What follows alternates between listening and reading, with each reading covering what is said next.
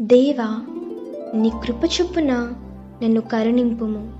నీ వాత్సల్య బాహుల్యము చొప్పున నా అతిక్రమములను తుడచివేయుము. నా దోషములు పోవునట్లు నన్ను బాగుగా కడుగుము. నా పాపము పోవునట్లు నన్ను పవిత్రపరచుము. నా అతిక్రమములు నాకు తెలిసి ఉన్నవి, నా పాపం ఎల్లప్పుడూ నా ఎదుటనున్నది. నీకు కేవలం నీకే విరోధముగా నేను పాపము చేసి ఉన్నాను. నీ దృష్టి ఎదుట నేను చెడుతనము చేసి ఉన్నాను. కావున ఆజ్ఞ ఇచ్చినప్పుడు నీవు నీతిమంతుడవుగా అగుపడదువు, తీర్పు తీర్చినప్పుడు నిర్మలుడవుగా అగుపడదువు. నేను పాపములో పుట్టినవాడను, పాపములోనే నా తల్లి నన్ను గర్భమున ధరించెను. నీవు అంతరంగములో సత్యము కోరుచున్నావు, అంతర్యమున నాకు జ్ఞానము తెలియజేయదు. నేను పవిత్రుడనగున్నట్లు హిస్సోపుతో నా పాపము పరిహరింపుము. హిమము కంటేను నేను తెల్లగా నుండునట్లు నీవు నన్ను కడుగుము. ఉత్సాహ సంతోషములు నాకు వినిపింపుము. అప్పుడు నీవు విరిచిన ఎముకలు హర్షించును. నా పాపములకు విముఖుడవు కమ్ము, నా దోషములన్నిటినీ తుడిచివేయుము.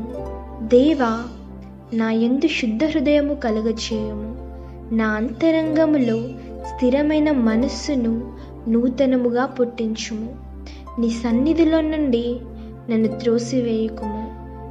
నీ పరిశుద్ధాత్మను నా యుద్ధ నుండి తీసివేయకుము. నీ రక్షణానందము నాకు మరలా పుట్టించుము. సమ్మతిగల మనస్సు కలుగజేసి నన్ను దృఢపరచుము.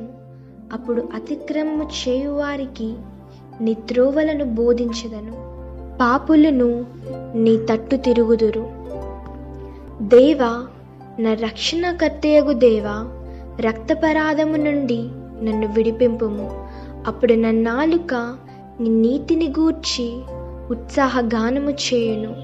ప్రభువా, నా నోరు నీ స్తుతిని ప్రచురపరచినట్లు నా పెదవులను తెరువుము. నీవు బలి కోరువాడవు కావు, కోరిన ఎడల నేను అర్పించుదును. దహన బలి నీకిష్టమైనది కాదు, విరిగిన మనస్సే దేవునికిష్టమైన బలులు దేవా. విరిగినలిగిన హృదయమును నీవు అలక్ష్యము చేయవు. నీ కటాక్షము చొప్పున సీయోనుకు మేలు చేయుము. యెరూషలేము యొక్క గోడలను కట్టించుము. అప్పుడు నీతియుక్తులైన బలులను, దహన బలులను, సర్వాంగ హోమములను నీకు అంగీకృతములగును. అప్పుడు జనులు నీ బలిపీఠము మీద కోడలను అర్పించెదరు. కీర్తనలు 51వ అధ్యాయం.